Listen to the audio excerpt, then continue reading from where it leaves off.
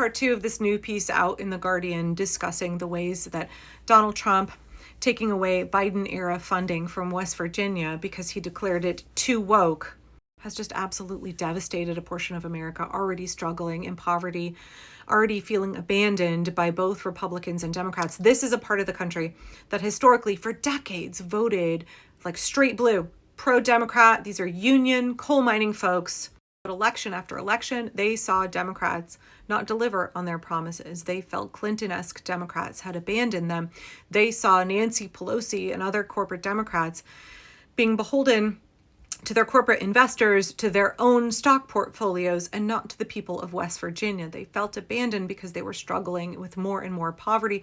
The coal industry was fading, and there was nothing to replace it. So Joe Biden came in under the Inflation Reduction Act and was like, I'm going to infuse this whole area of the country with just tons of cash, grants, all kinds of programs. We're going to help pivot them. Coal is never coming back. We're going to help pivot these folks into things like solar, into clean energy. We're going to help create economic prosperity that will last in a region of the country that's been so neglected. On his first day in office, Donald Trump came in and cut all of that away. And the thing that's just like so heartbreaking is these are folks who've been let down by the government time and time again. They voted for Donald Trump because he said he was a populist.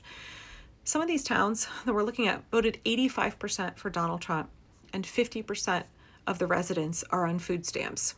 More than 50% are on Medicaid, and yet they are watching Donald Trump and the Republicans totally gut Medicaid, withhold their food stamps, and take away billions in funding that was meant to give them jobs and long-term economic prosperity.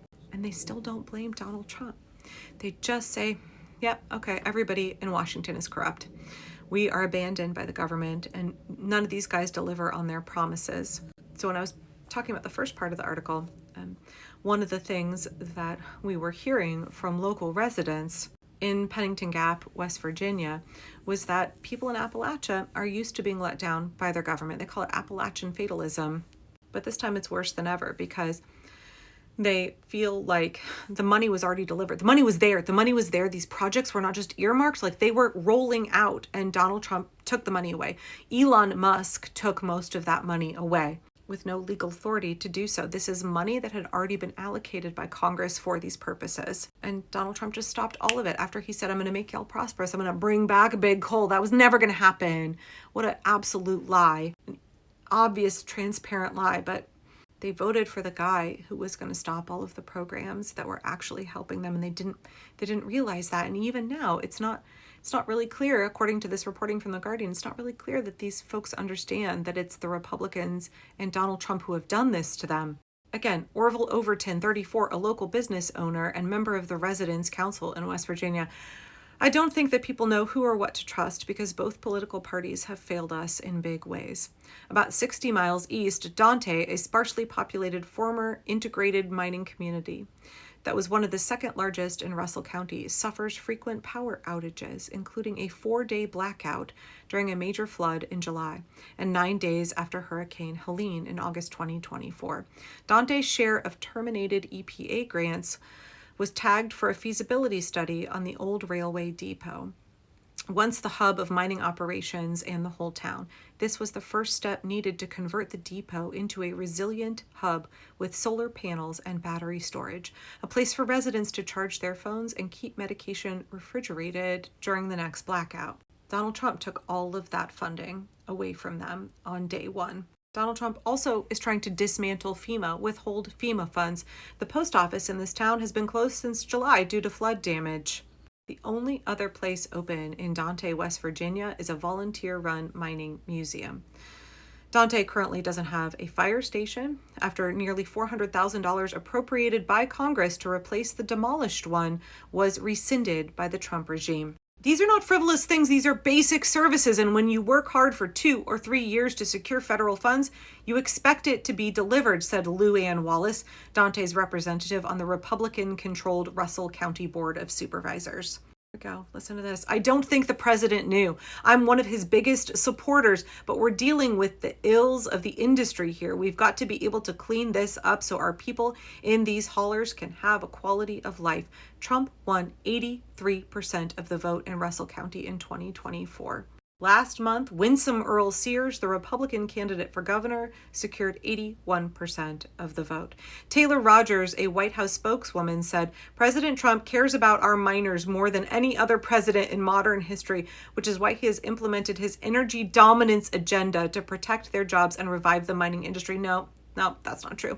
We can maintain the safety of miners while simultaneously rolling back Joe Biden's Green New Scam regulations that were killing their jobs. Trump has done his damnedest to roll back worker safety and environmental protections. He's not done anything to bring back the coal industry, which is a failing industry. It was nonsensical to try and go back to regress this country to a time in the past when Joe Biden was trying. Again, I'm a big critic of Joe Biden, but this was a really important and good program. So much grant funding that would have helped so many people. Donald Trump stopping all of this money that was appropriated by Congress, illegally stopping this money, has set Appalachia back decades. Across Appalachia, people who believe in Trump will be hit hard by his wholesale cuts to Medicaid, Veterans Affairs, food aid, and education, amongst other services. Simultaneously, the region is scrambling to save projects that would improve resilience and bring jobs. It's a race against the clock, according to Hannah, to find enough money to keep afloat and help people keep the faith. The funding was committed by Congress, so the law's on our side, and we will eventually win back some of these grants. One objective was probably to remove confidence in the system, so we need to outlast what is a game of cash flow and the battle of morale. I completely agree. Part of what the regime was doing is trying to dismantle the system, trying to destroy all democratic norms, right? That's why they break the law all over the place. They want you to not be able to trust the government. They want you to have no trust in your leaders. They want to demoralize you to make you feel like it's hopeless and things will never get better. That's all part of the fascist agenda. That's all how authoritarians work. That's very typical. The cruelty was also the point. The grift was also the point, taking that money away from poor people in Appalachia, taking that money away and funneling it right into the pockets of Elon Musk and other super rich technocrat bros. That also was part of it. But rendering the government non-functional, making people struggle harder, making their lives measurably worse, while at the same time eroding their faith that the government can do anything to make it better. Yep, that's all part of the plan. If the Democrats want to win, they have to actually understand what's happening to poor working class people in rural America. They have to understand why it is that these folks voted for Donald Trump, how much they were struggling, what kinds of lies Donald Trump fed them, the ways that their access to information and the news, accurate information, is even now being limited, right? So many of these folks only listen to Joe Rogan and Fox News. They're hearing a very skewed version of what is happening. They're living in an alternate reality where they're voting for their own harm, their own oppression, and they don't see it. There's no FAFO with this. There's no delighting in this. There's no enjoying this. This is people who've been trapped in generational poverty, living in Appalachia, doing their damnedest to vote for a party for years and years and years that said, we care about the working class. We want to help you. We're here for you. We're not here for mega corporations. But then turning around and being for mega corporations, being for their own stock portfolios, letting Appalachia down over and over and over again until trust was so completely broken that Donald Trump could come in and say, you've been lied to, you've been deceived. I'm going to make y'all great again. I'm going to come in here. I'm going to give you all of the wonderful things that will make you prosperous. And you're really angry because you've been denied a good quality of life. You're really angry because things have not been going well for you and you think that they're going better for people elsewhere in the country. So I'm going to use that anger and I'm going to stoke it. I'm going to stoke it and I'm going to turn that anger against immigrants, against Black women, against other people in poverty, against trans women in sports. I'm going to stoke that anger and animosity that should be your righteous rage at the way the government has abandoned y'all for decades. And all the while I'm going to lie to you and say that I'm going to fix everything. And then on day one, I'm going to yank billions in funding that would have actually made your lives better. But I'm also going to make sure that your access to accurate information is so limited that you won't really understand who the source of your oppression is, so that you won't really understand what was done to you and who is to blame. The Democrats have got to establish themselves as an anti-corruption party, a party for the working class. Democrats have got to establish themselves as an opposition to the terrible, cruel, exploitive politics of Donald Trump. They have to work to re-earn the trust of people in Appalachia and around the country. And they have to demonstrate that trust through actions. I know Joe Biden tried to. I know that he tried to. What a terrible loss for this country that all of that funding has been cut off. Decades are